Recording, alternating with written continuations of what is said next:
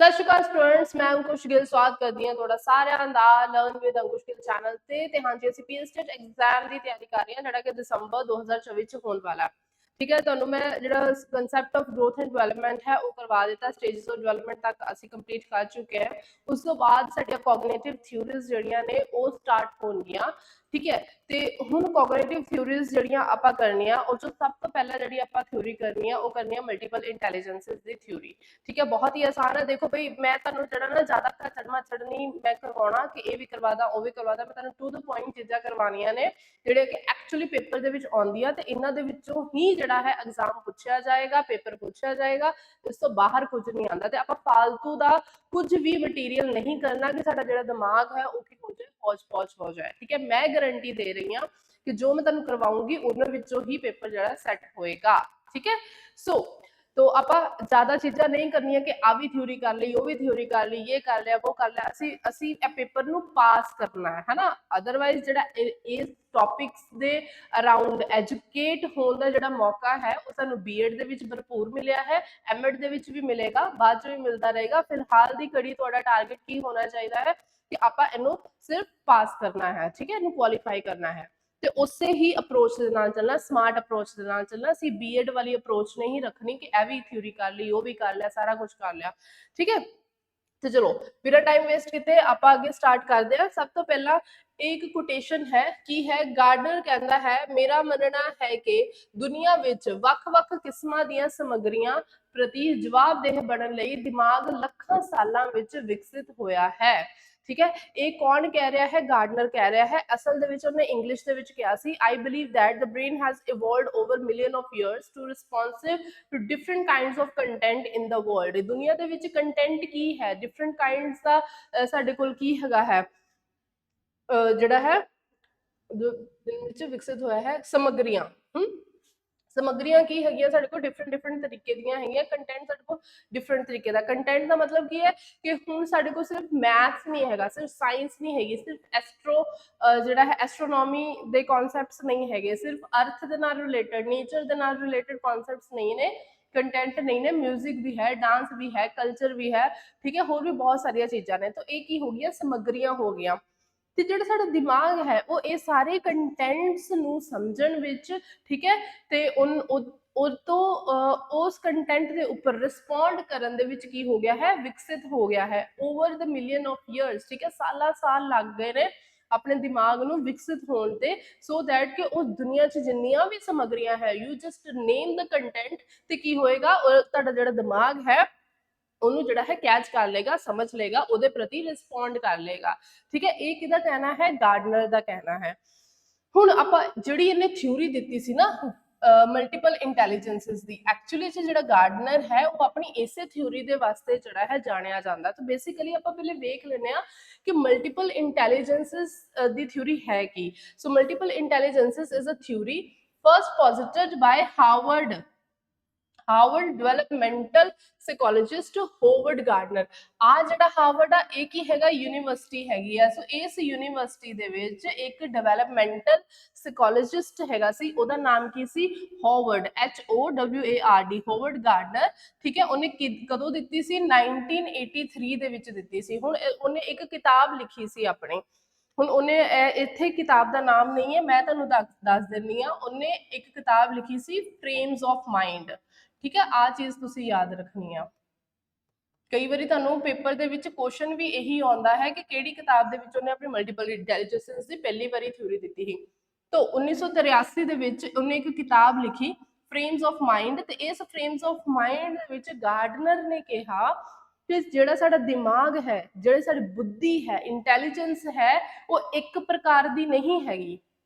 ਠੀਕ ਹੈ, ਜਦੋਂ ਆਪਾਂ ਬੀਐਡ ਪੜ੍ਹਦੇ ਹਾਂ, ਅਸੀਂ ਡੀਐਲਐਡ ਪੜ੍ਹਦੇ ਹਾਂ, ਉਹਦੇ ਵਿੱਚ ਆਪਾਂ ਜਿਹੜਾ ਹੈ ਕੀ ਕਹਿੰਦੇ ਟ੍ਰਾਇਲਸ਼ਿਕ ਥਿਊਰੀ ਕੀਤੀ ਹੈ ਨਾ, ਆਪਾਂ ਯੂਨਿਟਰੀ ਥਿਊਰੀ ਕੀਤੀ ਹੈ, ਯੂਨੀਫੈਕਟਰ, ਫਿਰ ਟੂ ਫੈਕਟਰ ਥਿਊਰੀ ਕੀਤੀ ਹੈ, ਜਿਹਦੇ ਵਿੱਚ ਕੀ ਕਹਿੰਦਾ ਸੀ ਕਿ ਇੱਕੋ ਪ੍ਰਕਾਰ ਦੀ ਥਿਊਰੀ ਹੈ।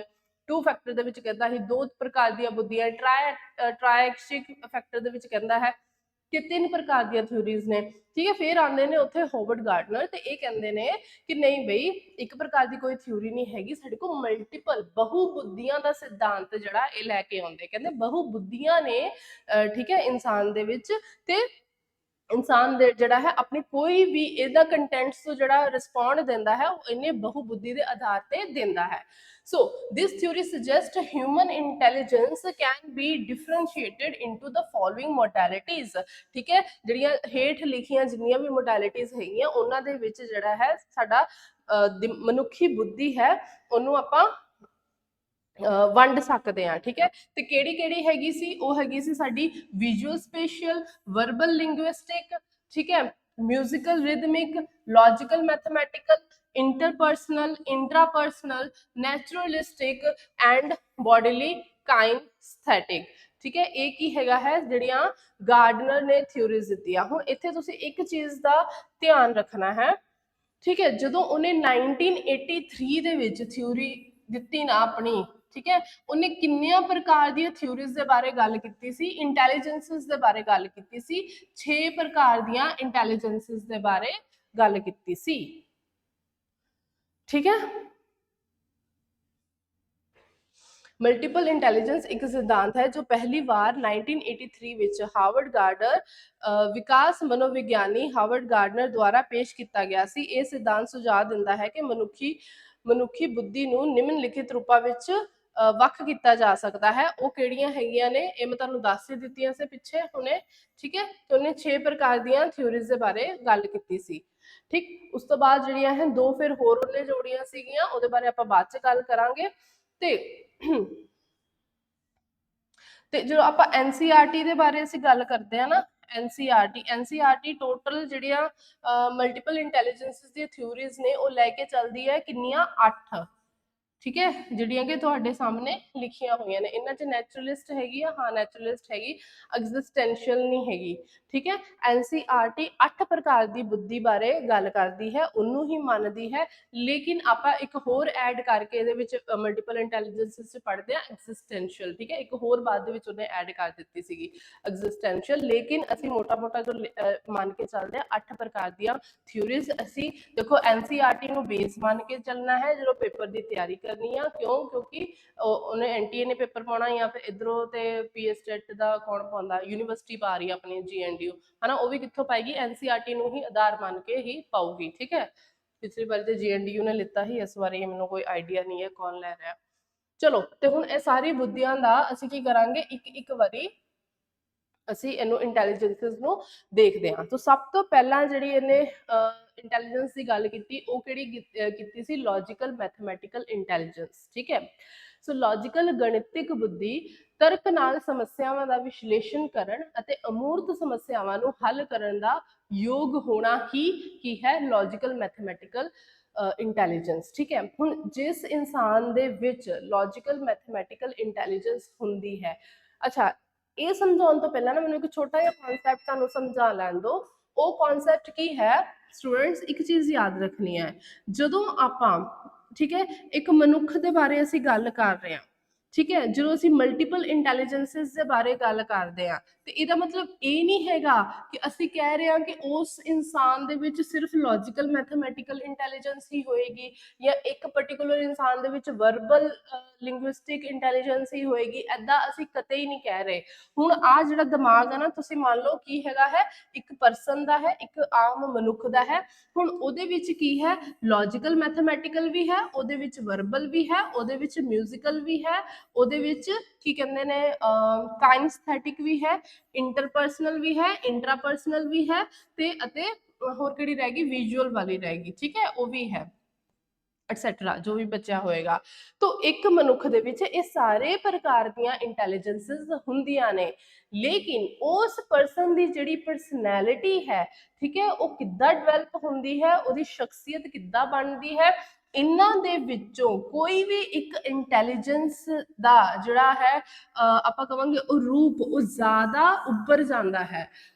इन्हां इंटैलीजेंसिस का पक्ष किसी भी एक इंटैलीजेंस का पक्ष जिहड़ा है ज़्यादा डिवेलप हो जाता है।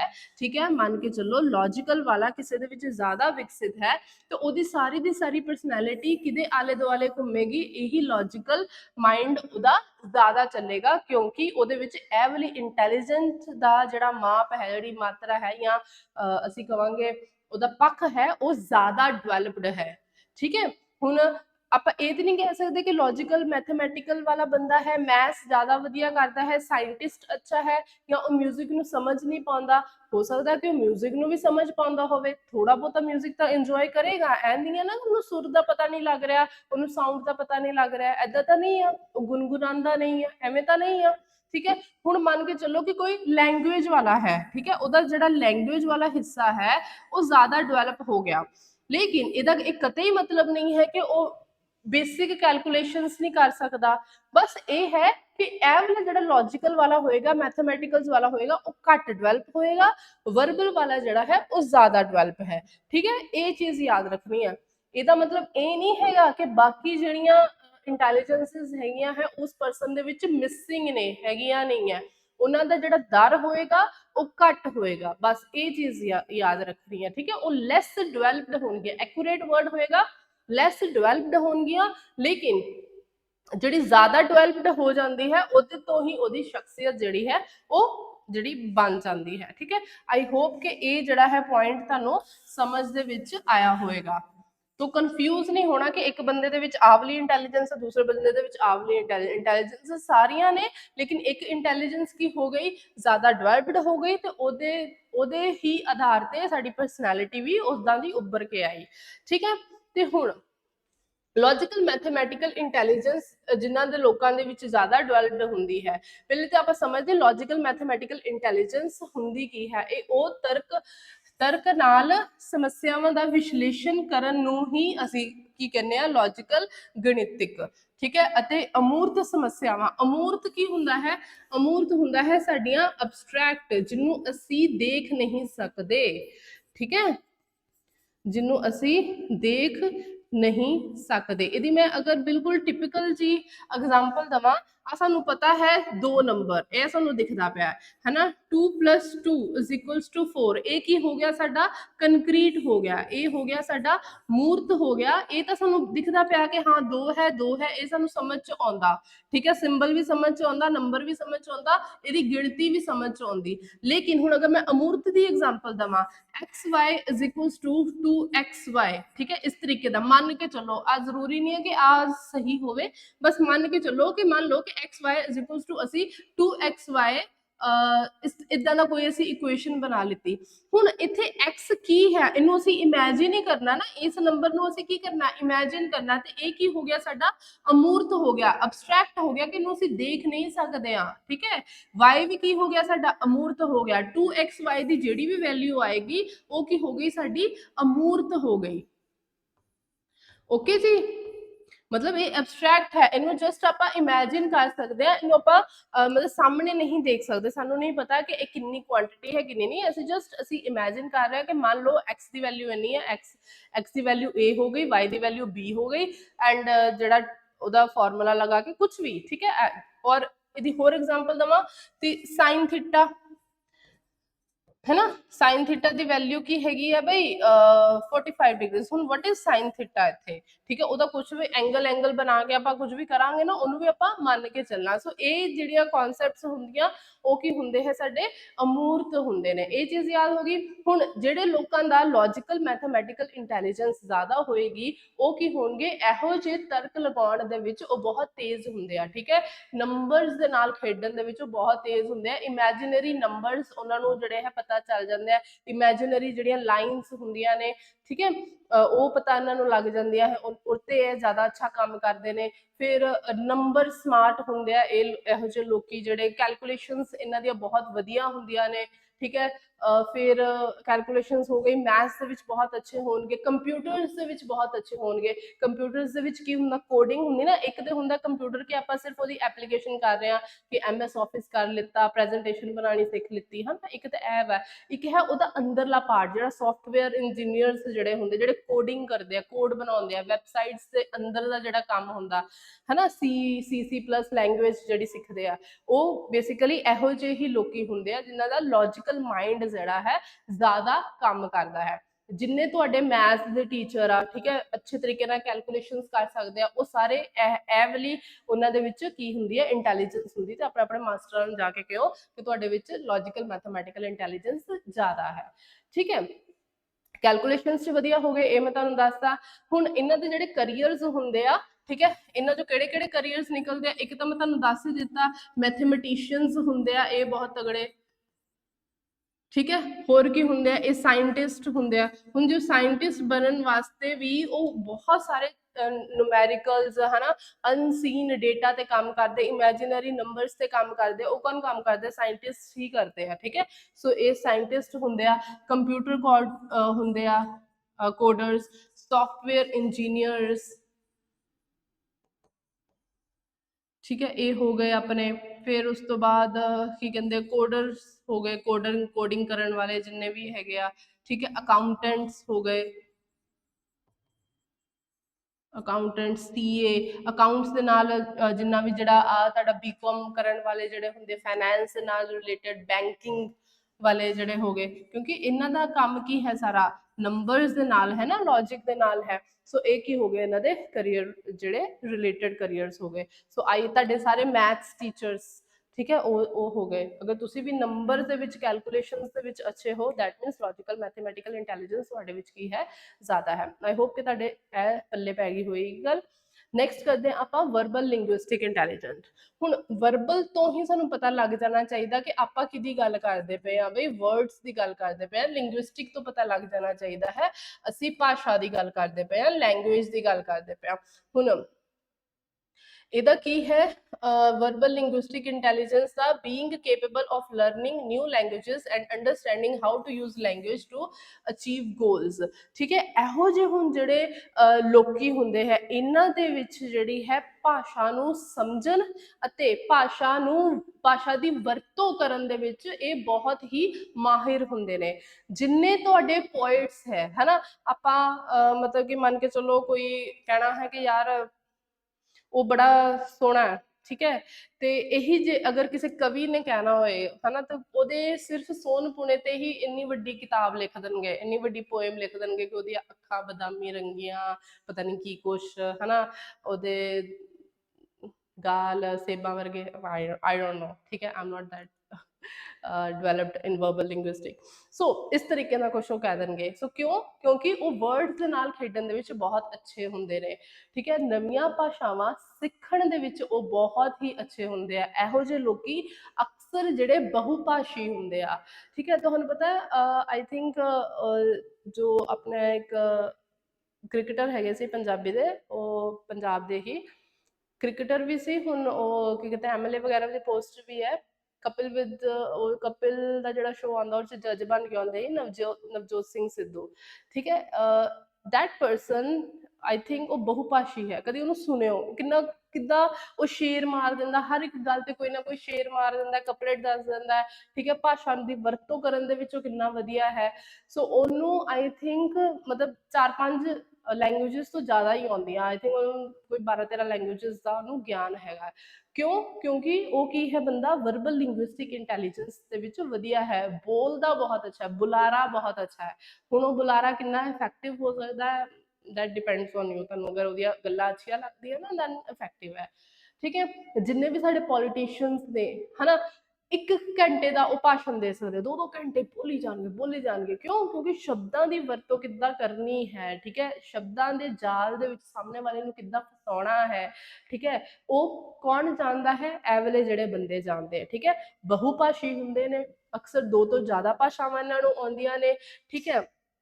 ਹੋਰ ਕੀ ਹੈਗੀਆਂ, ਸਿੱਖਣ ਅਤੇ languages and understanding how to use language. ਤੇ ਜਿੱਦਾਂ ਮੈਂ ਤੁਹਾਨੂੰ ਕਿਹਾ, ਲੈਂਗੁਏਜ ਦੀ ਇਹਨਾਂ ਨੂੰ ਵਰਤੋਂ ਵੀ ਬੜੇ ਅੱਛੇ ਤਰੀਕੇ ਦੇ ਨਾਲ ਕਰਨੀ ਆਉਂਦੀ ਹੈ, ਠੀਕ ਹੈ। ਸਹੀ ਟਾਈਮ ਤੇ ਸਹੀ ਸ਼ਬਦਾਂ ਦਾ ਚਯਨ ਇਹਨਾਂ ਨੂੰ ਜਿਹੜਾ ਕਰਨਾ ਆਉਂਦਾ ਹੈ, ਠੀਕ ਹੈ। ਇਹਨਾਂ ਦੇ ਜਿਹੜੇ ਰਿਲੇਟਡ ਕਰੀਅਰਸ ਹੁੰਦੇ ਆ, ਇੱਕ ਤੇ ਜਿੰਨੇ ਤੁਹਾਡੇ ਟੀਚਰਸ ਨੇ, ਠੀਕ ਹੈ, ਜਿੰਨੇ ਵੀ ਤੁਹਾਡੇ ਟੀਚਰਸ ਨੇ, ਚਾਹੇ ਉਹ ਕੋਈ ਲੈਂਗੁਏਜ ਦਾ ਟੀਚਰ ਹੋ ਜਾਏ, ਮੈਥਸ ਦਾ ਟੀਚਰ, ਅਕਸਰ ਟੀਚਰਸ, ਹੁਣ ਉਹ ਕਿਹੜੇ ਟੀਚਰਸ ਦੀ ਮੈਂ ਗੱਲ ਕਰ ਰਹੀ ਹਾਂ, ਜਿਹੜੇ ਟਾਈਪ ਆਫ ਪ੍ਰੋਫੈਸਰਸ ਨੇ ਔਰ ਲੈਕਚਰ ਅੱਛਾ ਦਿੰਦੇ ਨੇ, ਜਿਹੜੇ ਜ਼ਿਆਦਾ ਬੋਲ ਸਕਦੇ, ਜਿਹੜੇ ਜ਼ਿਆਦਾ ਐਕਸਪਲੇਨ ਕਰਦੇ। ਹਮੇਸ਼ਾ ਇੱਕ ਦੇਖਿਓ, ਇੱਕ ਤਾਂ ਸੋ ਕਾਲਡ ਟੀਚਰ ਹੁੰਦੇ ਆ ਕਿ ਹਾਂ ਥੋੜਾ ਜਿਹਾ ਕੋਈ ਪੇਪਰ ਕਲੀਅਰ ਕੀਤਾ, ਆ ਕੇ ਪੜਾਉਣ ਲੱਗ ਪਏ ਕਿਸੇ ਨੂੰ, ਠੀਕ ਹੈ, ਪੜਾਉਣਾ ਭਾਵੇਂ ਆਉਂਦਾ ਹੀ ਨਾ ਹੋਵੇ, ਠੀਕ ਹੈ।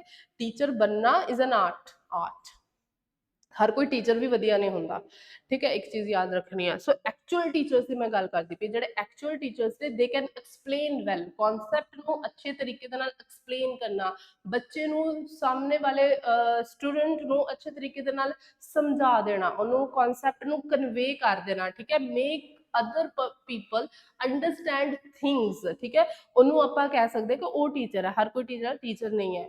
ਦੈਨ ਉਸ ਤੋਂ ਬਾਅਦ ਜਿੰਨੇ ਤੁਹਾਡੇ ਭਾਸ਼ਾ ਦੇ ਨਾਲ ਰਿਲੇਟਡ ਟੀਚਰਸ ਨੇ, ਜਿੱਦਾਂ ਤੁਹਾਡੇ ਟੀਚਰ ਆਫ ਪੰਜਾਬੀ ਹੋ ਗਏ, ਟੀਚਰ ਆਫ ਇੰਗਲਿਸ਼ ਹੋ ਗਏ, ਟੀਚਰ ਆਫ ਫ੍ਰੈਂਚ ਹੋ ਗਏ, ਟੀਚਰ ਆਫ ਜਰਮਨ ਹੋ ਗਏ, ਜਿਹੜੇ ਵੀ ਟੀਚਰ ਤੁਹਾਨੂੰ ਭਾਸ਼ਾ ਸਿਖਾ ਰਹੇ ਨੇ, ਅਗਰ ਮੈਂ ਇੰਗਲਿਸ਼ ਸਿਖਾ ਰਹੀ ਹਾਂ दैट मीन्स कितने ना कितने मेरी भी वर्बल लिंग्विस्टिक इंटेलिजेंस जी है ज़्यादा डेवलप्ड है in compare to logical and other intelligences, ठीक है, टीचर्स हो गए। And then there comes politicians,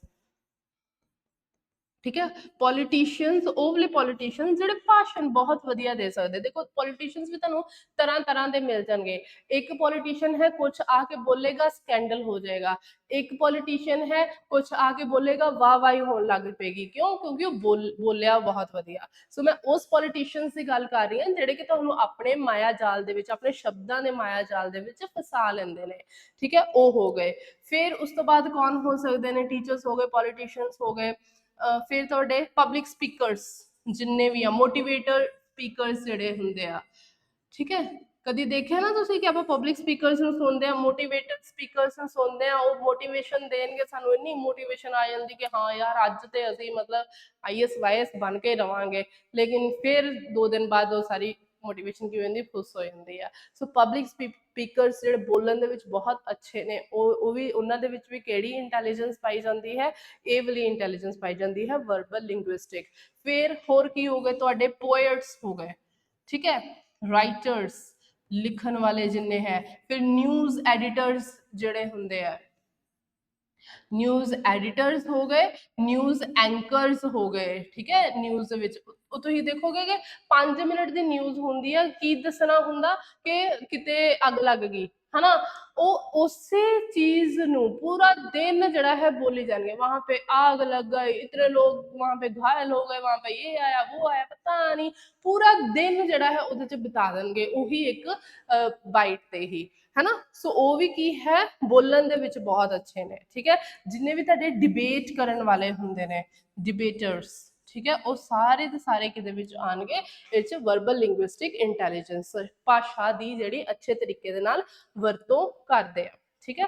ਹੋ ਸਕਦਾ ਹੈ ਕਿ ਮੈਂ ਬਹੁਤ ਜ਼ਿਆਦਾ ਐਕਸਪਲੇਨ ਕਰ ਰਹੀ ਹਾਂ, ਬਟ ਇੱਕ ਵਾਰੀ ਜਦੋਂ ਮੈਂ ਤੁਹਾਨੂੰ ਐਕਸਪਲੇਨ ਕਰ ਦਿੱਤਾ ਨਾ, ਬਾਅਦ ਜਦੋਂ ਤੁਸੀਂ ਕੁਐਸਚਨਸ ਲਗਾਓਗੇ ਨਾ, ਇਹ ਤੁਹਾਡੇ ਵਾਸਤੇ ਹੀ ਵਧੀਆ ਰਹੇਗਾ, ਠੀਕ ਹੈ। ਆਲਵੇਜ਼ ਰਿਮੈਂਬਰ ਇਹ ਜਿਹੜਾ ਸਾਰਾ ਕੰਟੈਂਟ ਹੈ ਨੈਟ ਤੇ ਪਿਆ, ਕਿਤਾਬਾਂ 'ਚ ਪਿਆ ਹੈ, ਲੇਕਿਨ ਤੁਹਾਡਾ ਸੀਟੈਟ ਜਾਂ ਪੀਐਸ ਟੈਟ ਜਿਹੜਾ ਉਹ ਕਲੀਅਰ ਕਿੱਦਾਂ ਹੋਏਗਾ? ਹਮੇਸ਼ਾ ਤੁਹਾਡੇ ਟੀਚਰ ਦੇ ਲੈਕਚਰਸ ਦੇ ਨਾਲ ਕਲੀਅਰ ਹੋਏਗਾ, ਠੀਕ ਹੈ। ਕੋਈ ਵੀ ਕਿਤਾਬੀ ਜਿਹੜਾ ਗਿਆਨ ਲੈ ਕੇ ਨਾ ਤੁਸੀਂ ਕੋਈ ਪੇਪਰ ਕਲੀਅਰ ਨਹੀਂ ਕਰ ਸਕਦੇ, ਹਮੇਸ਼ਾ ਟੀਚਰ ਦਾ ਜਦੋਂ ਸਮਝਾਉਂਦਾ ਆ ਤੁਹਾਨੂੰ, ਠੀਕ ਹੈ, ਇੱਕ ਇੱਕ ਕਨਸੈਪਟ ਨੂੰ ਕਲੀਅਰ ਕਰਦਾ, ਉਹ 'ਚ ਮਾਈਨਿਊਟ ਚੀਜ਼ਾਂ ਜਦੋਂ ਤੁਹਾਨੂੰ ਦੱਸਦਾ ਨਾ, ਉਹੀ ਜਿਹੜਾ ਐਕਚੁਅਲ 'ਚ ਤੁਹਾਡਾ ਟੈਸਟ ਕਲੀਅਰ ਕਰਾਉਂਦਾ ਹੈ, ਠੀਕ ਹੈ। नेक्स्ट है साडे को special visual intelligence, being able to use visual aids to arrive at a solution. इहदी एग्जांपल की हो सकती है? देखो, of this would be using a tool like Photoshop to design a new logo for a fictional client, ठीक है। ਕਿਸੇ ਹੱਲ ਤੇ ਪਹੁੰਚਣ ਲਈ ਵਿਜ਼ੂਅਲ ਏਡਸ ਦੀ ਵਰਤੋਂ ਕਰਨ ਦਾ ਯੋਗ ਹੋਣਾ, ਇਸ ਦਾ ਇੱਕ ਉਦਾਹਰਨ ਇੱਕ ਕਾਲਪਨਿਕ ਕਲਾਇੰਟ ਲਈ ਇੱਕ ਨਵਾਂ ਲੋਗੋ ਡਿਜ਼ਾਈਨ ਕਰਨ ਲਈ ਫੋਟੋਸ਼ਾਪ ਵਰਗੇ ਟੂਲ ਦੀ ਵਰਤੋਂ ਕਰਨਾ ਹੋਵੇਗਾ, ਠੀਕ ਹੈ। ਉਦਾਹਰਨ ਵੀ ਨਾਲ ਦੇਖ ਦਿੱਤਾ। ਬੇਸਿਕਲੀ ਜਿਹੜੇ ਸਪੇਸ਼ਲ ਵਿਜ਼ੂਅਲ ਇੰਟੈਲੀਜੈਂਸ ਵਾਲੇ ਲੋਕ ਹੁੰਦੇ ਹੈ, ਉਹ ਸਪੇਸ ਦਾ ਜਾਇਜ਼ਾ ਲੈ ਕੇ, ਸਪੇਸ ਕੀ ਹੁੰਦੀ ਹੈ? ਜਗ੍ਹਾ, ਠੀਕ ਹੈ, ਖਾਲੀ ਸਥਾਨ ਜਿਹੜਾ ਹੁੰਦਾ, ਸਥਾਨ, ਠੀਕ ਹੈ, ਸਥਾਨਿਕ ਨੂੰ ਕਹਿੰਦੇ ਆ ਨਾ ਆਪਾਂ, ਬੁੱਧੀ, ਸਥਾਨਿਕ ਬੁੱਧੀ। ਸੋ ਖਾਲੀ ਜਿਹੜਾ ਸਥਾਨ ਹੈ ਉਹਦਾ ਜਾਇਜ਼ਾ ਲੈ ਕੇ, ਠੀਕ ਹੈ, ਆਪਣੇ ਦਿਮਾਗ ਦੇ ਵਿੱਚ ਉਹਨੂੰ ਪਤਾ ਚੱਲ ਜਾਂਦਾ ਹੈ ਕਿ ਕਿਸ ਸਥਾਨ ਦੇ ਉੱਪਰ ਕਿਸ ਤਰੀਕੇ ਦੀ ਜਿਹੜੀ ਚੀਜ਼ ਹੈ ਉਹ ਸੂਟ ਕਰੇਗੀ, ਠੀਕ ਹੈ। ਮੰਨ ਕੇ ਚਲੋ, ਇਹਦੀ ਮੈਂ ਤੁਹਾਨੂੰ ਐਗਜ਼ਾਮਪਲ ਦਿੰਨੀ ਆ। ਕਈਆਂ ਦੇ ਘਰ ਜਿਹੜੇ ਹੁੰਦੇ ਆ ਉਹ ਕੀ ਹੁੰਦੇ ਆ? ਛੋਟੇ ਹੁੰਦੇ ਆ, ਠੀਕ ਹੈ। ਇਹ ਮੈਂ ਅਕਸਰ ਜਿਹੜੀ ਆ ਐਗਜ਼ਾਮਪਲ ਦੇਣੀ, ਕਈਆਂ ਦੇ ਘਰ ਜਿਹੜੇ ਆ ਛੋਟੇ ਹੁੰਦੇ ਆ, ਲੇਕਿਨ ਉਹੀ ਛੋਟੇ ਜਿਹੇ ਘਰ ਨੂੰ ਉਹਨਾਂ ਨੇ ਬਹੁਤ ਹੀ ਅੱਛੇ ਤਰੀਕੇ ਦੇ ਨਾਲ ਕੀ ਕੀਤਾ ਹੁੰਦਾ, ਆਰਗੇਨਾਈਜ਼ਡ ਕੀਤਾ ਹੁੰਦਾ, ਬਹੁਤ ਹੀ ਅੱਛੇ ਤਰੀਕੇ ਦੇ ਨਾਲ ਡੈਕੋਰੇਟ ਕੀਤਾ ਹੁੰਦਾ ਹੈ, ਔਰ ਉੱਥੇ ਸਾਰੀਆਂ ਚੀਜ਼ਾਂ ਹੁੰਦੀਆਂ ਨੇ, ਔਰ ਹਰ ਇੱਕ ਚੀਜ਼ ਆਪਣੀ ਆਪਣੀ ਕੀ ਹੁੰਦੀ ਹੈ, ਜਗ੍ਹਾ ਤੇ ਹੁੰਦੀ, ਤਰਤੀਬ ਦੇ ਵਿੱਚ ਹੁੰਦੀ ਹੈ। ਠੀਕ ਹੈ, ਉਹਨਾਂ ਨੇ ਥੋੜੇ ਹੀ ਹਿੱਸੇ ਨੂੰ ਜਿਹੜਾ ਹੈ ਯੂਟਿਲਾਈਜ਼ ਕੀਤਾ ਹੁੰਦਾ ਬਹੁਤ ਹੀ ਵਧੀਆ ਤਰੀਕੇ ਨਾਲ। ਠੀਕ ਹੈ, ਇਹ ਅਕਸਰ ਜਿਹੜਾ ਹੈ ਘਰ ਦਾ ਜਿਹੜਾ ਮੁਖੀਆ ਹੁੰਦਾ ਹੈ, ਜਿਸ ਤਰੀਕੇ ਦੇ ਨਾਲ ਉਹ ਘਰ ਨੂੰ ਰੱਖ ਰਿਹਾ ਹੈ, ਉਹਦੇ ਤੇ ਡਿਪੈਂਡ ਹੈ ਕਿ ਕੌਣ ਡੈਕੋਰੇਟ ਕਰ ਰਿਹਾ, ਕੌਣ ਉਹਨੂੰ ਤਰਤੀਬ 'ਚ ਰੱਖ ਰਿਹਾ। ਅਕਸਰ ਜਿਹੜੀ ਘਰ ਦੀ ਇਸਤਰੀ ਹੁੰਦੀ, ਮੇਨ ਇਸਤਰੀ, ਉਹੀ ਜਿਹੜਾ ਕਰਦੀ ਹੈ। ਠੀਕ ਹੈ, ਹੁਣ ਕਈਆਂ ਦੇ ਘਰ ਜਿਹੜੇ ਹੁੰਦੇ ਆ ਉਹ ਬਹੁਤ ਹੀ ਵੱਡੇ ਹੁੰਦੇ ਆ। ਠੀਕ ਹੈ, ਲੇਕਿਨ ਫਿਰ ਵੀ ਕੋਈ ਵੀ ਜਿਹੜੀ ਚੀਜ਼ ਹੈ ਆਰਗੇਨਾਈਜ਼ਡ ਨਹੀਂ ਹੁੰਦੀ, ਕੱਪੜੇ ਕਿਤੇ ਖਿਲਰੇ ਪਏ ਆ, ਕੋਈ ਸੋਫਾ ਕਿਤੇ ਲੱਗਾ ਆ, ਕੋਈ ਜਗ੍ਹਾ ਕਿਤੇ ਆ। ਠੀਕ ਹੈ, ਮਤਲਬ ਸਮਾਨ ਇੱਧਰ ਉੱਧਰ ਬਿਖਰਿਆ ਪਿਆ, ਪਤਾ ਹੀ ਨਹੀਂ ਹੈ ਕਿ ਕਿਹੜੀ ਕੰਧ ਤੇ ਕਿੱਦਾਂ ਦੀ ਜਿਹੜੀ ਪੇਂਟਿੰਗ ਹੈ ਉਹ ਵਧੀਆ ਲੱਗੇਗੀ, ਕਿਹੜੀ ਕੰਧ ਤੇ ਕਿੱਦਾਂ ਦਾ ਪਰਦੇ ਜਿਹੜੇ ਆ ਉਹ ਵਧੀਆ ਲੱਗਣਗੇ, ਜਾਂ ਫਿਰ ਸੋਫਾ ਕਿੱਥੇ ਲੱਗਣਾ ਚਾਹੀਦਾ ਹੈ, ਅਲਮਾਰੀ ਕਿੱਥੇ ਫਿੱਟ ਹੋਣੀ ਚਾਹੀਦੀ ਹੈ। ਇਹਨਾਂ ਚੀਜ਼ਾਂ ਦਾ ਉਹ ਜਾਇਜ਼ਾ ਨਹੀਂ ਕਰ ਪਾਉਂਦੇ। ਕਿਉਂ? ਕਿਉਂਕਿ ਉਹਨਾਂ ਨੂੰ ਸਪੇਸ ਨੂੰ ਵੇਖ ਕੇ ਉਹਨੂੰ ਵਿਜ਼ੂਅਲਾਈਜ਼ ਨਹੀਂ ਕਰ ਪਾਉਂਦੇ, ਉੱਤੇ ਇਮੇਜਿਨੇਸ਼ਨ ਨਹੀਂ ਕਰ ਪਾਉਂਦੇ ਕਿ ਇੱਥੇ ਕੀ ਕੀ ਅੱਛਾ ਲੱਗ ਸਕਦਾ ਹੈ, ਉਹਨਾਂ ਨੂੰ ਆਰਗੇਨਾਈਜੇਸ਼ਨ ਨਹੀਂ ਕਰਨੀ ਆਉਂਦੀ। ਜਦ ਕਿ ਜਿਹੜੇ ਸਪੇਸ਼ਲ ਵਿਜ਼ੂਅਲ ਵਾਲੇ ਹੁੰਦੇ ਆ ਉਹ ਅੱਛੇ ਤਰੀਕੇ ਨਾਲ ਸਪੇਸ ਨੂੰ ਆਰਗੇਨਾਈਜ਼ ਕਰਦੇ ਆ। ਠੀਕ ਹੈ, ਡੈਕੋਰੇਟ ਕਰ ਸਕਦੇ ਆ, ਉਹਦਾ ਅੱਛੇ ਤਰੀਕੇ ਨਾਲ ਵਰਤੋਂ ਕਰ ਸਕਦੇ ਆ। ਓਕੇ, ਇਹ ਚੀਜ਼ ਸਮਝ ਲੱਗ ਗਈ। ਹੁਣ ਇਹਦੇ ਜਿਹੜੇ ਕੀ ਕਹਿੰਦੇ ਆਪਾਂ ਕਰੀਅਰਸ ਨੇ, ਉਹ ਕਿਹੜੇ ਹੋ ਸਕਦੇ ਨੇ? ਉਹ ਕਿਹੜੇ ਹੋ ਸਕਦੇ ਆ? ਜਿਵੇਂ ਹੋ ਗਿਆ ਤੁਹਾਡੇ ਪੇਂਟਰਸ। ਠੀਕ ਹੈ, ਅਕਸਰ ਤੁਸੀਂ ਦੇਖਿਓ ਜਿਹੜੇ ਵੀ ਬੱਚੇ ਤੁਹਾਡੇ ਸਕੂਲ ਦੇ ਵਿੱਚ ਚਾਰਟਸ ਤੇ ਬਹੁਤ ਅੱਛਾ ਕੰਮ ਕਰਦੇ ਨੇ, ਠੀਕ ਹੈ, ਪੇਂਟਿੰਗਸ ਬਹੁਤ ਅੱਛੀਆਂ ਕਰਦੇ ਨੇ, ਦੈਟ ਮੀਨਸ ਕਿ ਉਹਨਾਂ ਨੂੰ ਕੈਨਵਸ ਸੰਭਾਲਣਾ ਆਉਂਦਾ ਹੈ। ਕੈਨਵਸ ਕੀ ਹੁੰਦਾ ਹੈ? ਇਹ ਇੱਕ ਪਲੇਨ ਜਿਹੜਾ ਪੇਪਰ ਹੈ ਉਹਤੇ ਮਤਲਬ ਅੱਛੇ ਉਹ ਚਿੱਤਰ ਬਣਾ ਸਕਦੇ ਨੇ। ਠੀਕ ਹੈ, ਸੋ ਕੈਨਵਸ ਦਾ ਯੂਜ਼ ਕਰਨਾ ਹੁੰਦਾ, ਚਾਰਟਸ, ਪੇਂਟਿੰਗਸ ਦੀ ਹੈਂਡਲਿੰਗ ਉਹਨਾਂ ਨੂੰ ਅੱਛੇ ਤਰੀਕੇ ਨਾਲ ਦੀ, ਕਲਰਸ ਕਿਹੜੇ ਯੂਜ਼ ਅੱਛੇ ਹੋ ਸਕਦੇ ਆ, ਠੀਕ ਹੈ, ਉਹ ਉਹਨਾਂ ਨੂੰ ਕਰਨਾ ਆਉਂਦਾ। ਇੱਕ ਹੁੰਦਾ ਹੈ ਕਿ ਆਪਾਂ ਕਲਰਸ ਨੂੰ ਭਰ ਕੇ ਬਾਅਦ ਚ ਸਾਨੂੰ ਪਤਾ ਲੱਗਦਾ ਕਿ ਯਾਰ ਇਹ ਕਲਰ ਇੱਥੇ ਅੱਛਾ ਨਹੀਂ ਲੱਗ ਰਿਹਾ। ਇੱਕ ਹੁੰਦੇ ਨੇ ਇਹ ਵਾਲੇ ਲੋਕ ਕਿ ਜਿਨ੍ਹਾਂ ਨੂੰ ਪਤਾ ਹੁੰਦਾ ਇਹ ਕਲਰ ਇੱਥੇ ਅੱਛਾ ਲੱਗੇਗਾ, ਇਹ ਕਲਰ ਇੱਥੇ ਅੱਛਾ ਨਹੀਂ ਲੱਗੇਗਾ। ਠੀਕ ਹੈ, ਸੋ ਪੇਂਟਿੰਗਸ ਦੇ ਵਿੱਚ ਬਹੁਤ ਅੱਛੇ ਹੁੰਦੇ ਆ, ਗ੍ਰਾਫਸ ਦੇ ਵਿੱਚ ਬੜੇ ਅੱਛੇ ਹੁੰਦੇ ਨੇ। ਠੀਕ ਹੈ, ਮੈਪਸ ਦੇ ਵਿੱਚ ਬਹੁਤ ਅੱਛੇ ਹੁੰਦੇ ਆ, ਮੈਪਸ ਬਣਾਉਣ ਦੇ ਵਿੱਚ। ਠੀਕ ਹੈ, ਇਹ ਸਾਰੀਆਂ ਚੀਜ਼ਾਂ ਦੇ ਵਿੱਚ ਉਹ ਕੀ ਨੇ? ਬਹੁਤ ਅੱਛੇ ਹੈ। ਤੇ ਇਹਦੇ ਕੀ ਆ ਜਾਣਗੇ? ਪੇਂਟਰਸ ਆ ਜਾਣਗੇ ਸਾਡੇ ਸਾਰੇ ਜਿੰਨੇ ਵੀ ਹੈ। ਠੀਕ ਹੈ, ਹੋਰ ਕਿਹੜੇ ਆ ਸਕਦੇ ਨੇ? ਸਾਡੇ ਸਕਲਪਟਰਸ, ਸ਼ਿਲਪਕਾਰ ਜਿਨ੍ਹਾਂ ਨੂੰ ਕਹਿ ਦਿੰਦੇ ਆ। ਠੀਕ ਹੈ, ਸ਼ਿਲਪਕਾਰ ਇੱਥੇ ਪੰਜਾਬੀ ਚ ਵੀ ਲਿਖ ਦਿੰਨੀ ਆ, ਸ਼ਸ਼ਾ।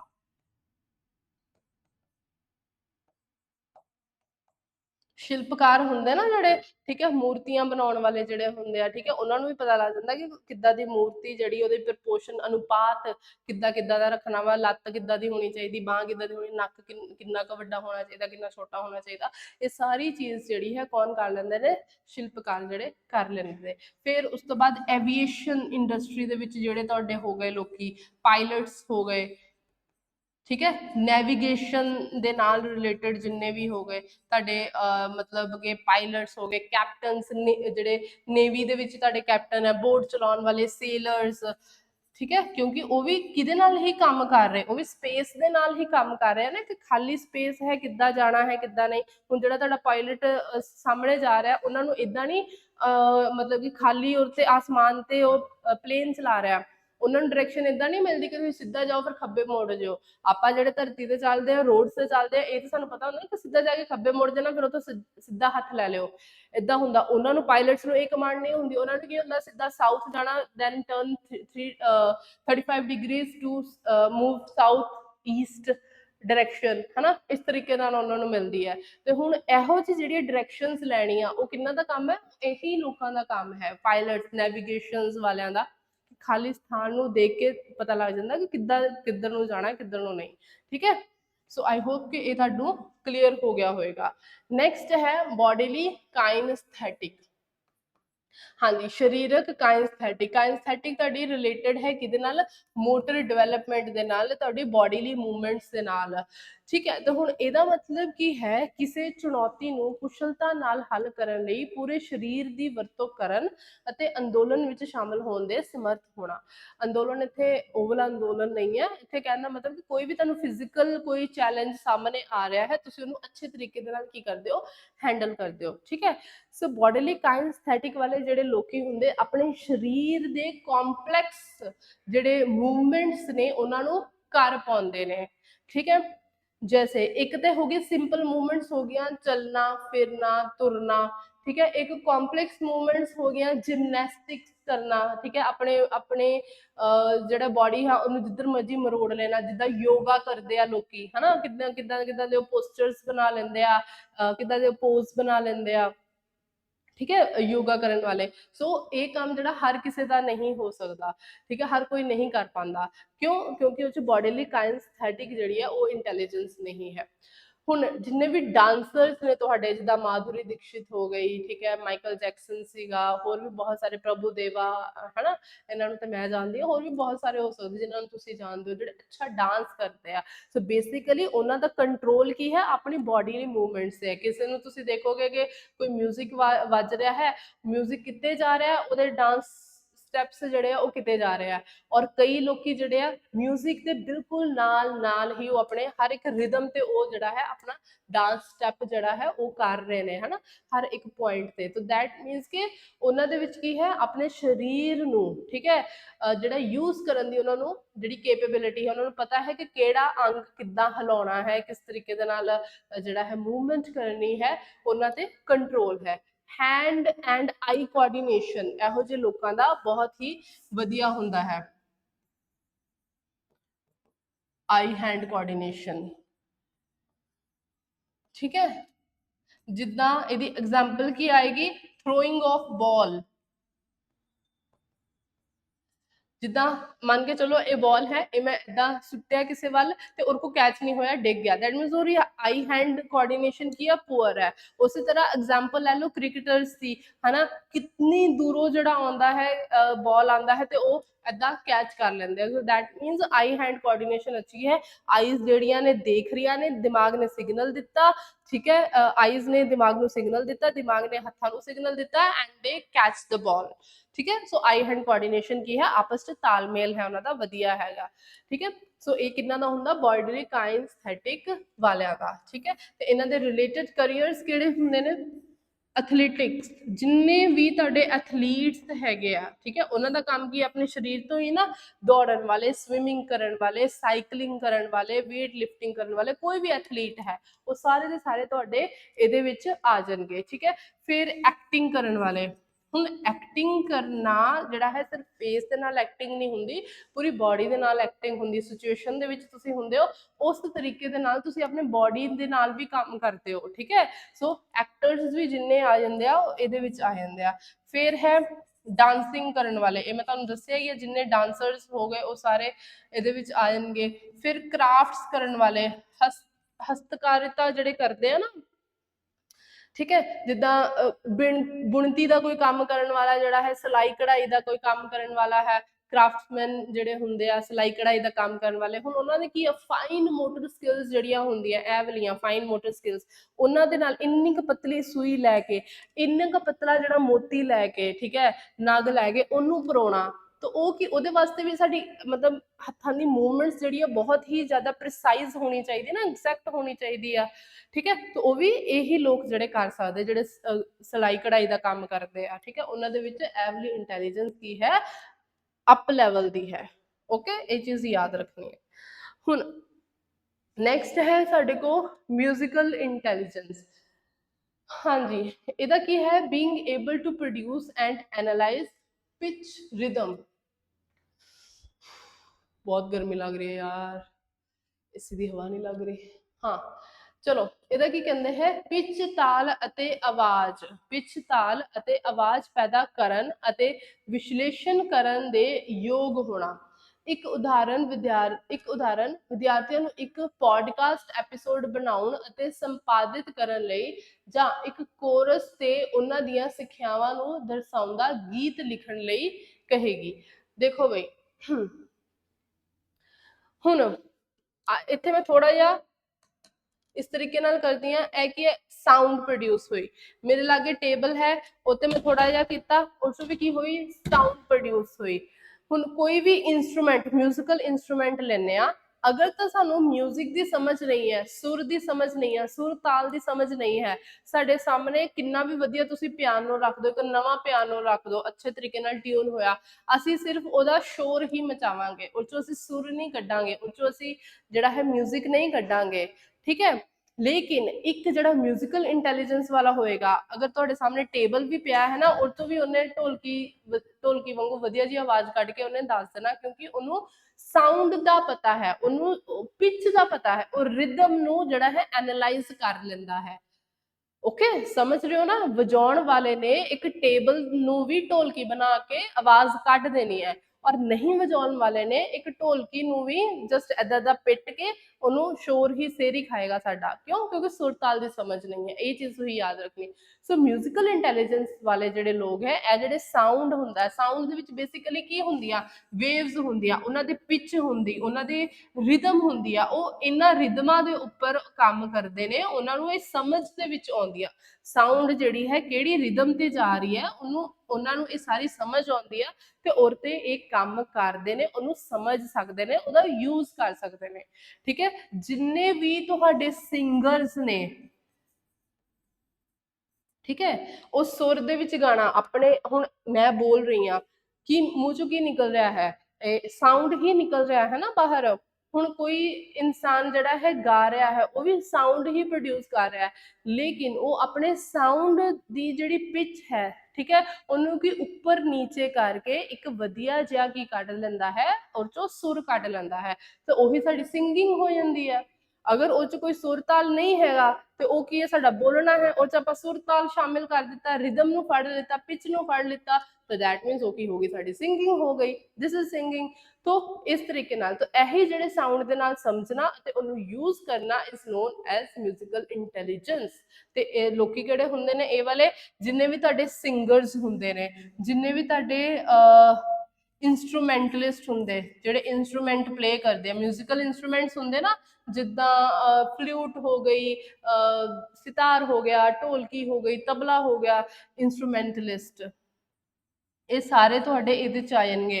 फिर तुहाडे म्यूजिक कंपोजर्स इहदे च आ जांदे जिद्दां ए आर रहमान वो की करदा है म्यूजिक बनाउंदा है ना ए आर रहमान ठीक है सो वो कंपोज करता है नवियां नवियां ट्यून्स नू कंपोज करता है ठीक है। सो ये सारे तुहाडे किहदे विच आ जांदे फिर म्यूजिक डायरैक्टर्स जिहड़े हुंदे आ वो सारे तुहाडे म्यूजिकल इंटैलीजेंस दे विच जिहड़े आ जाणगे। सो आई होप ए की है तुहानूं क्लीयर है। टाइम कितना हो गया चलो कोई नहीं। नेक्स्ट है इंटरपर्सनल इंटैलीजेंस। देखो बच्चे जिथे भी इंटर आ जाए ना उत्थे तुसी याद रखना है इनू असी की कहने अंतर व्यक्तिगत ठीक है। इंटर का मतलब कि एक एंटिटी इत्थे तुसी हैगे हो और एक एंटिटी इत्थे कोई दूसरा बंदा हैगा ठीक है एक होर बंदा भी हैगा या ग्रुप ऑफ पीपल हैगे आ। हुण जिहड़ा इंटरपर्सनल इंटैलीजेंस वाला बंदा होएगा ये वाली इंटैलीजेंस जिहदे विच ज़्यादा होएगी दैट मीनस की है वो दूसरिਆਂ ਦੇ ਜਿਹੜੇ ਭਾਵ ਆ ठीक है दूसरिਆਂ ਦੇ ਜਿਹੜੇ इमोशंस है उन्होंने बहुत अच्छे तरीके दे नाल एक ते समझ लेंदा है खुद नूं समझ आ जाती है पढ़ लेंदा है उन्होंने दे इमोशंस नूं ऑब्जर्व कर लेंदा है। दूसरा ਉਹ ਆਪਣੇ ਇਮੋਸ਼ਨਸ ਆਪਣੀਆਂ ਜਿਹੜੀਆਂ ਭਾਵਨਾਵਾਂ ਹੈ ਦੂਸਰਿਆਂ ਨੂੰ ਅੱਛੇ ਤਰੀਕੇ ਦੇ ਨਾਲ ਕੀ ਕਰ ਲੈਂਦਾ ਹੈ ਕਨਵੇ ਕਰ ਦਿੰਦਾ ਹੈ ਠੀਕ ਹੈ ਉਹਨਾਂ ਨੂੰ ਵੀ ਸਮਝਾ ਦਿੰਦਾ ਹੈ। तो अक्सर इंटरपर्सनल इंटैलीजेंस वाले ਜਿਹੜੇ ਲੋਕ ਹੁੰਦੇ ਉਹਨਾਂ ਦੇ इंटरपर्सनल रिलेशन भी ਜਿਹੜੇ ਹੈ ਉਹ ਬਹੁਤ ਵਧੀਆ ਹੁੰਦੇ ਨੇ। ਮੰਨ ਕੇ ਚੱਲੋ ਕਿ ਮੈਂ ਤੁਹਾਡੇ ਇਮੋਸ਼ਨਸ ਭਾਵ ਜਿਹੜੇ ਆ ਸਾਡੇ ਤੁਹਾਡੀ ਅੰਡਰਸਟੈਂਡਿੰਗ ਜਿਹੜੀ ਮੈਂ ਸਮਝ ਗਈ ਔਰ ਮੈਂ ਆਪਣੀ ਵੀ ਅੰਡਰਸਟੈਂਡਿੰਗ ਜਿਹੜੀ ਹੈ ਤੁਹਾਨੂੰ ਸਮਝਾ ਦਿੱਤੀ ਤੇ ਉਹਦੇ ਨਾਲ ਕੀ ਹੋਏਗਾ ਕਿ ਮੈਂ ਤੁਹਾਡੀ ਅੰਡਰਸਟੈਂਡਿੰਗ ਦੇ ਅਕੋਰਡਿੰਗ ਕੰਮ ਕਰੂੰਗੀ ਔਰ ਤੁਹਾਨੂੰ ਵੀ ਇਸ ਤਰੀਕੇ ਦੇ ਨਾਲ ਮੈਂ ਸਮਝਾ ਦੂੰਗੀ ਕਿ ਹਾਂ ਤੁਸੀਂ ਵੀ ਮੇਰੇ ਸਮਝ ਜਾਓਗੇ ਐਂਡ ਉੱਥੇ ਕੋਈ ਵੀ ਜਿਹੜਾ ਉਹ ਨਹੀਂ ਹੋਏਗਾ ਕਿ ਉਹਨੂੰ ਕਹਿੰਦੇ ਕਨਫਲਿਕਟ ਨਹੀਂ ਹੋਏਗਾ, ਠੀਕ ਹੈ। ਤਾਂ ਇਹਨਾਂ ਦੇ ਰਿਲੇਸ਼ਨਸ਼ਿਪਸ ਵੀ ਬੜੇ ਸਟਰੋਂਗ ਹੁੰਦੇ ਨੇ। ਸੋ ਦੂਜਿਆਂ ਦੇ ਇਰਾਦਿਆਂ ਨੂੰ ਸਮਝਣਾ, ਮਨੋਦਸ਼ਾ ਨੂੰ ਸਮਝਣਾ ਅਤੇ ਇੱਛਾਵਾਂ ਦਾ ਪਤਾ ਲਗਾਉਣ ਅਤੇ ਖੋਜ ਕਰਨ ਦੇ ਯੋਗ ਹੋਣਾ ਹੀ ਅਸੀਂ ਕੀ ਕਹਿੰਦੇ ਆ, ਇੰਟਰਪਰਸਨਲ ਇੰਟੈਲੀਜੈਂਸ ਕਹਿੰਦੇ ਆ। ਇੱਕ ਉਦਾਹਰਨ, ਇੱਕ ਜਿੱਦੀ ਕਲਾਇੰਟ ਲਈ ਉਤਪਾਦ ਖੋਜ ਪ੍ਰਸ਼ਨਾਂ ਦੇ ਨਾਲ ਇੱਕ ਵਿਕਰੀ ਪਿਚ ਤਿਆਰ ਕਰਨਾ ਹੋਵੇਗਾ, ठीक है। मान के चलो कि सामने वाला एक बंदा है बड़ा अड़ियल जिहा हैगा, लेकिन कोई एक पर्टिकुलर, ठीक है, सेल्स पर्सन या सेल्स गर्ल्स या सेल्स बॉयज ऐसा आ जाता है ਜਿਹੜਾ ਕਿ ਉਹਨੂੰ ਬਿਲਕੁਲ ਸੈਟੀਸਫਾਈ ਕਰ ਦਿੰਦਾ ਹੈ ਕਿ ਹਾਂ ਬਈ ਜਿੱਦਾਂ ਜਿੱਦਾਂ ਤੁਸੀਂ ਕਹਿ ਰਹੇ ਹੋ, ਜਿੱਦਾਂ ਜਿੱਦਾਂ ਤੁਹਾਡੀ ਲੋੜ ਹੈ, ਜਿਹੜੇ ਜਿਹੜੇ ਤੁਹਾਡੇ ਪੁਆਇੰਟਸ ਹੈ ਉਹ ਸਾਰੇ ਮੈਂ ਤੁਹਾਨੂੰ ਸੈਟੀਸਫਾਈ ਕਰ ਲੈਂਦਾ, ਐਦਾਂ ਕਰ ਦੇਣਾ, ਉਹਦੇ ਅਕੋਰਡਿੰਗ ਕੰਮ ਕਰ ਲੈਂਦਾ ਹੈ ਔਰ ਉਹਨੂੰ ਕੋਈ ਚੀਜ਼ ਵੇਚ ਕੇ निकल जाता है, ठीक है। सो दैट मीनस इंटरपर्सनल इंटैलीजेंस वाले ਜਿਹੜੇ ਲੋਕ ਹੈ ਦੂਸਰਿਆਂ ਦੇ ਭਾਵਾਂ ਨੂੰ, ਮਨੋਦਸ਼ਾ ਨੂੰ ਬਹੁਤ ਅੱਛੇ ਤਰੀਕੇ ਨਾਲ ਸਮਝਦੇ ਨੇ ਔਰ ਤੇ ਐਕਟ ਕਰਕੇ, ਠੀਕ ਹੈ, ਆਪਣੇ ਵੀ ਸਮਝਾ ਕੇ ਉਹਨੂੰ ਜਿਹੜਾ ਹੈ ਮਤਲਬ ਟੈਕਲ ਕਰਦੇ ਨੇ। ਹੁਣ ਇਹੋ ਜਿਹੇ ਲੋਕੀ ਕਿਹੜੇ ਹੁੰਦੇ ਆ, ਇੱਕ ਤੇ ਜਿਹੜੇ ਤੁਹਾਡੇ ਲੀਡਰਸ ਹੁੰਦੇ ਆ ਨਾ, ਉਹ ਇਹੋ ਹੀ ਹੁੰਦੇ ਆ। ਹੁਣ ਲੀਡਰਸ ਵੀ ਕੀ ਹੈ, ਜਿੱਦਾਂ ਦਾ ਤੁਸੀਂ ਸੁਣਨਾ ਚਾਹੁੰਦੇ ਹੋ, ਜਿੱਦਾਂ ਦਾ ਤੁਹਾਡਾ ਬੈਕਗ੍ਰਾਉਂਡ ਹੈ, ਜਿੱਦਾਂ ਦਾ ਸੋਸ਼ਲ ਕਮਿਊਨਿਟੀ ਤੁਹਾਡੀ ਹੈ, ਉਸੇ ਤਰੀਕੇ ਨਾਲ ਜਿੱਦਾਂ ਦੇ ਤੁਹਾਡੀਆਂ ਨੀਡਸ ਨੇ, ਉਹੋ ਜਿਹੀਆਂ ਹੀ ਗੱਲਾਂ ਤੁਹਾਡੇ ਨਾਲ ਕਰਕੇ ਤੁਹਾਡੇ ਕੋਲੋਂ ਕੀ ਖਿੱਚ ਲੈਂਦੇ ਨੇ, ਵੋਟਸ ਖਿੱਚ ਲੈਂਦੇ ਨੇ। ਮੰਨ ਲਓ ਕਿ ਇੱਕ ਪਿੰਡ ਆ ਜਿੱਥੇ ਕਿ ਐਜੂਕੇਸ਼ਨ, ਸਾਰੇ ਲੋਕੀ ਜਿਹੜੇ ਪੜ੍ਹੇ ਲਿਖੇ ਆ, ਠੀਕ ਹੈ, ਐਜੂਕੇਸ਼ਨ ਨੂੰ ਉਹ ਬੜਾਵਾ ਦੇਣਾ ਚਾਹੁੰਦੇ ਆ, तो ਇਹ ਲੀਡਰ ਉਸ ਪਿੰਡ 'ਚ ਜਾ ਕੇ ਐਜੂਕੇਸ਼ਨ ਦੇ ਬਾਰੇ ਗੱਲ ਕਹੇਗਾ ਕਿ ਇੱਥੇ ਸਕੂਲ ਬਣਾਵਾਂਗੇ, ਇੱਥੇ ਹਾਇਰ ਐਜੂਕੇਸ਼ਨ ਦੀ ਅਸੀਂ ਯੂਨੀਵਰਸਿਟੀ ਬਣਾਵਾਂਗੇ, ਇੱਥੇ ਫਲਾਣੀ ਚੀਜ਼ ਕਰਾਂਗੇ, ਲਾਇਬ੍ਰੇਰੀ ਬਣਵਾਵਾਂਗੇ, ਠੀਕ ਹੈ। ਕਿਉਂਕਿ ਉਹ ਸਾਰਾ ਦਾ ਸਾਰਾ ਪਿੰਡ ਜਿਹੜਾ ਪੜ੍ਹਿਆ ਲਿਖਿਆ ਹੈ, ਪੜ੍ਹਾਈ ਨੂੰ ਹੀ ਉਹ ਪ੍ਰੋਤਸਾਹਨਾ ਦਿੰਦਾ ਹੈ, ਤੇ ਉਹ ਇਹੋ ਜਿਹੇ ਲੀਡਰ ਨੂੰ ਹੀ ਵੋਟ ਪਾਏਗਾ, ਠੀਕ ਹੈ। ਉੱਲੂ ਬਣਾ ਕੇ ਚਲ ਗਿਆ, ਬਾਅਦ 'ਚ ਭਾਵੇਂ ਉਹ ਕਰੇ ਨਾ ਕਰੇ। ਹੁਣ ਦੂਸਰਾ ਪਿੰਡ ਹੈ ਜਿੱਥੇ ਜਿਹੜਾ ਹੈ ਧਾਰਮਿਕ ਲੋਕ ਜ਼ਿਆਦਾ ਨੇ, ਜਿਹੜੇ ਕਿ ਮੰਦਰਾਂ ਨੂੰ, ਗੁਰਦੁਆਰਿਆਂ ਨੂੰ ਜ਼ਿਆਦਾ ਤਵੱਜੋ ਦਿੰਦੇ ਹੈ, ਤੇ ਉੱਥੇ ਇਹ ਲੀਡਰ ਆਏਗਾ ਤੇ ਉਹਨਾਂ ਨੂੰ ਕਹਿ ਕੇ ਜਾਏਗਾ ਕਿ ਇੱਥੇ ਅਸੀਂ ਆਹ ਵਾਲਾ ਮੰਦਿਰ ਜਿਹੜਾ ਹੈ ਬਣਵਾ ਦਾਂਗੇ, ਆਹ ਵਾਲਾ ਗੁਰਦੁਆਰਾ ਬਣਵਾ ਦੇਵਾਂਗੇ, ਠੀਕ ਹੈ, ਇੱਥੇ ਮਸਜਿਦ ਬਣਵਾ ਦੇਵਾਂਗੇ ਅਸੀਂ, ਠੀਕ ਹੈ। ਏਦਾਂ ਦਾ ਉਹਨਾਂ ਨੂੰ ਉੱਲੂ ਬਣਾ ਕੇ ਜਾਏਗਾ ਔਰ ਵੋਟ ਜਿਹੜੇ ਆ ਹਾਸਿਲ ਕਰ ਲੇਗਾ, ਠੀਕ ਹੈ। ਸੋ ਜਿੱਦਾਂ ਦੇ ਸਾਹਮਣੇ ਲੋਕੀ, ਉਸਦਾਂ ਦੀ ਹੀ ਉਹਨਾਂ ਦੀ ਮਨੋਦਸ਼ਾ ਨੂੰ ਸਮਝ ਕੇ ਉਹ ਤੇ ਐਕਟ ਕਰ ਲੈਣਾ ਹੀ ਕੀ ਹੈ, ਇੰਟਰਪਰਸਨਲ ਇੰਟੈਲੀਜੈਂਸ ਹੈ। ਇਹ ਚੀਜ਼ ਸਮਝ ਰੱਖਣੀ, ਠੀਕ ਹੈ। ਆਰਗੇਨਾਈਜ਼ਿੰਗ ਇਹਨਾਂ ਨੂੰ ਬੜੀ ਵਧੀਆ ਆਉਂਦੀ, ਕਮਿਊਨੀਕੇਟਿੰਗ ਬੜੇ ਵਧੀਆ ਹੁੰਦੇ, ਕਿਉਂਕਿ ਮਨੋਦਸ਼ਾ ਤੇ ਸਾਰਿਆਂ ਦੇ ਸਮਝੇ ਹੀ ਹੁੰਦੇ ਆ, ਆਪਣੀ ਵੀ ਮਨੋਦਸ਼ਾ ਪਤਾ ਹੁੰਦੀ ਹੈ ਤਾਂ ਸਾਹਮਣੇ ਸਮਝਾ ਦਿੰਦੇ ਆ। ਫਿਰ ਸੈਲਿੰਗ ਦੇ ਵਿੱਚ ਜਿੰਨੇ ਵੀ ਲੋਕ ਹੈ, ਕਈ ਵਾਰੀ ਤੁਹਾਨੂੰ ਪਤਾ ਮੈਂ ਇੱਕ ਦੁਕਾਨ ਤੇ ਜਾਂਦੀ ਹਾਂ, ਉੱਥੇ ਨਾ ਇੱਕ ਸੇਲਸ ਬॉय ਏਦਾਂ ਦਾ ਹੈ ਜਿਹੜਾ ਮੈਨੂੰ ਕੋਈ ਲਿਪਸਟਿਕ ਨਹੀਂ ਵੀ ਚਾਹੀਦੀ ਹੁੰਦੀ ਨਾ, ਤਾਂ ਵੀ ਉਹ ਮੈਨੂੰ ਵੇਚ ਦਿੰਦਾ ਹੈ।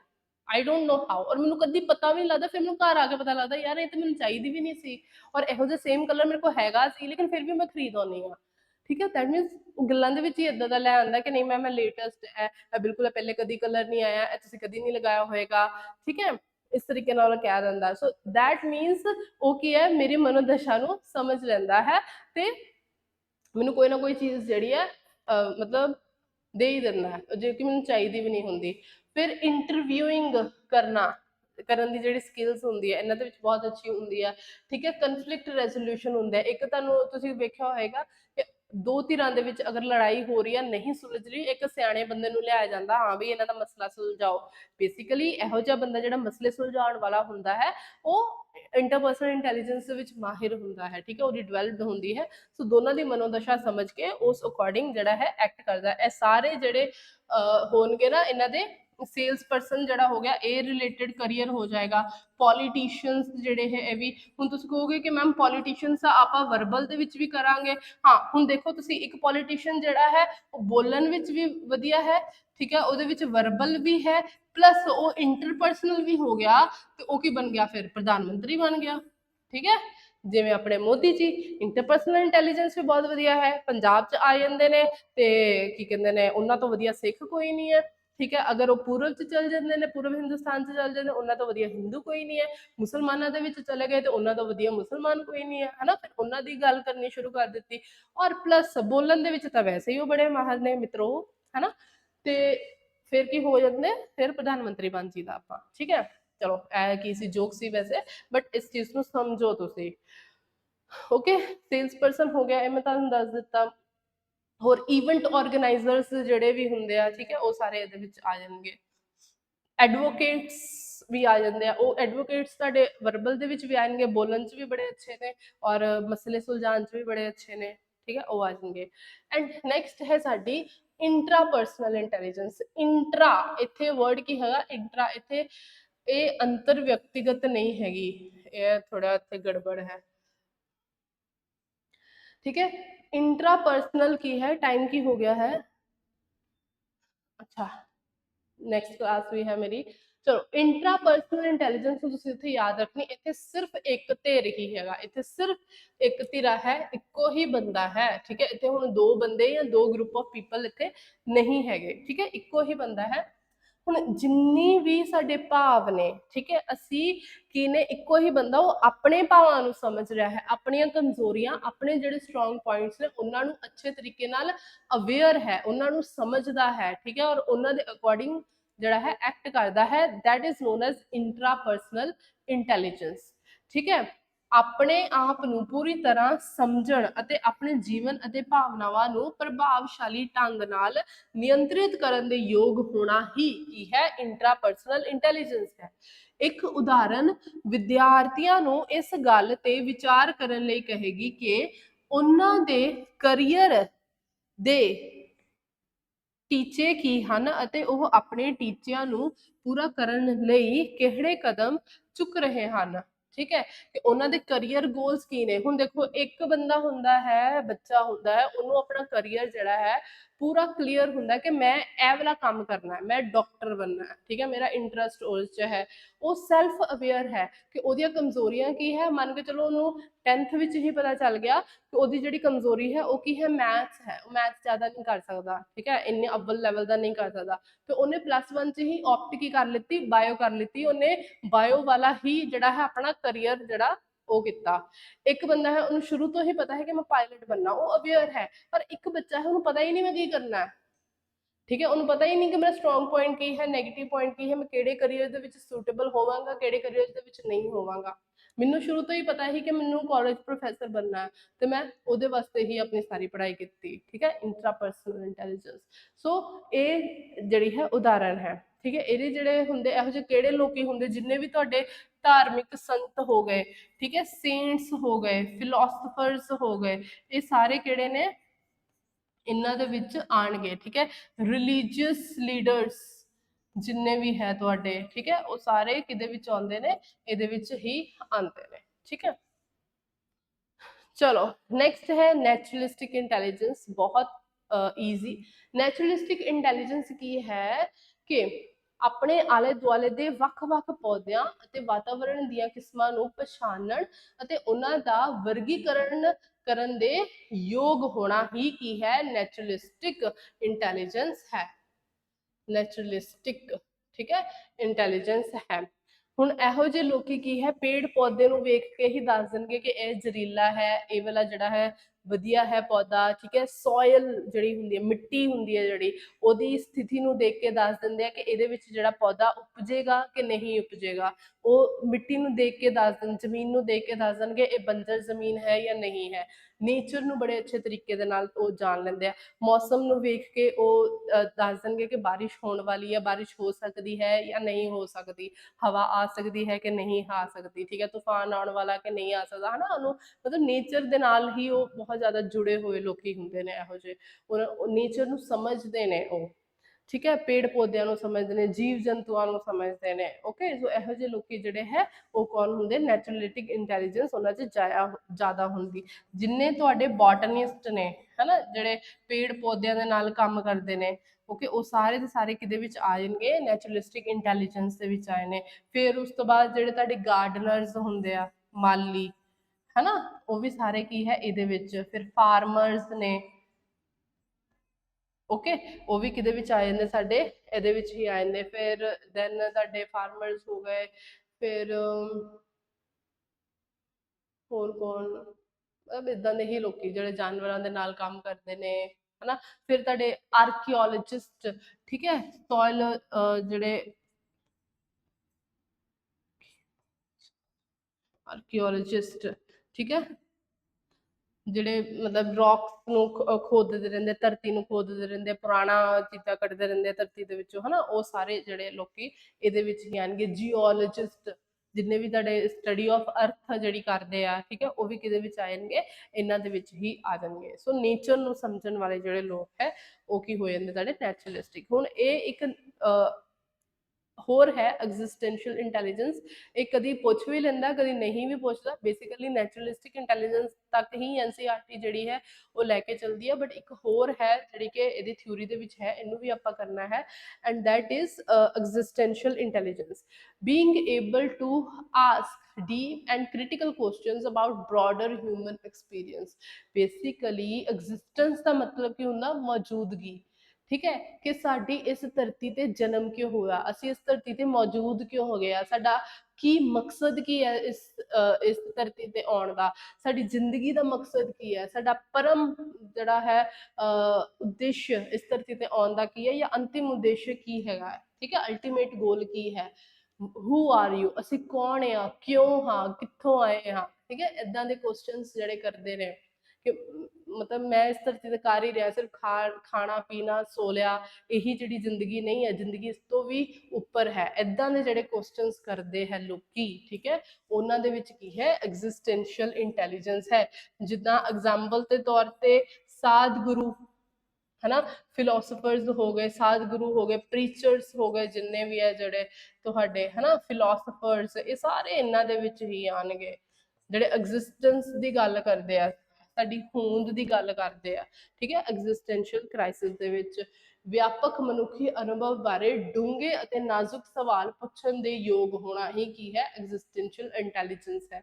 ਇੱਕ ਉਦਾਹਰਨ ਵਿਦਿਆਰਥੀ ਨੂੰ ਪੁੱਛ ਰਹੀ ਹੋਵੇਗੀ, ਤੁਸੀਂ ਇੱਥੇ ਕਿਉਂ ਹੋ, ਮਤਲਬ ਇਸ ਧਰਤੀ ਤੇ ਕਿਉਂ ਹੋ, ਕਿਉਂ ਆਏ, ਕੀ ਮਕਸਦ ਹੈ ਤੁਹਾਡਾ, ਸਿਰਫ ਖਾਣਾ ਪੀਣਾ, ਨੌਕਰੀ ਕਰ ਲਈ, ਪੈਸੇ ਕਮਾ ਲਏ, ਦੈਟਸ ਇਟ, ਇਹੀ ਹੈ ਜ਼ਿੰਦਗੀ, ਸਾਰੀ ਜ਼ਿੰਦਗੀ ਬਸ ਤੁਸੀਂ ਇਹੀ ਕਰਦੇ ਰਹੇ, ਜਾਂ ਇਸ ਤੋਂ ਉੱਪਰ ਵੀ ਹੈ ਕੁਝ, ਠੀਕ ਹੈ। ਇਦਾਂ ਦੇ ਜਿਹੜੇ ਸਵਾਲ ਕਰਦੇ ਆ, ਠੀਕ ਹੈ, ਉਹ ਕੌਣ ਹੁੰਦੇ ਆ, ਸਾਡੇ ਐਗਜ਼ਿਸਟੈਂਸ਼ੀਅਲ ਇੰਟੈਲੀਜੈਂਸ। ਤੇ ਇਹਨਾਂ ਦੇ ਨਾਲ ਹੀ ਸਾਡੀ ਜਿਹੜੀ ਮਲਟੀਪਲ ਇੰਟੈਲੀਜੈਂਸ ਦੀ ਥਿਉਰੀ ਆ ਉਹ ਕੀ ਹੋ ਗਈ, ਖਤਮ, ਠੀਕ ਹੈ। ਇਹੀ ਹੈ, ਜਿੰਨਾ ਵੀ ਕੁਐਸਚਨ ਆਏਗਾ ਇਸ ਤੋਂ ਹੀ ਆਏਗਾ, ਇਸ ਤੋਂ ਬਾਹਰ ਨਹੀਂ ਆਏਗਾ। ਇਹ ਤੁਸੀਂ ਯਾਦ ਰੱਖਣਾ ਹੈ, ਇਹਨੂੰ ਜ਼ਰੂਰ ਕਰਕੇ ਜਾਣਾ ਹੈ, 2 ਤੋਂ 3 ਕੁਐਸਚਨ ਇਹਦੇ ਪੱਕੇ ਹੈ, okay. And with this I am ending this session. ਤੇ ਆਪਾਂ ਹੁਣ ਨੈਕਸਟ ਥਿਊਰੀ ਜਿਹੜੀ ਹੈ ਮੋਸਟ ਪ੍ਰੋਬਬਲੀ ਮੈਂ ਪਿਆਜੇ ਦੀ ਹੀ ਕਰਵਾਉਂਗੀ, ਤੇ ਆਪਾਂ ਉਹ ਨੈਕਸਟ ਲੈਕਚਰ ਚ ਕਰਾਂਗੇ। Till then bye, take care.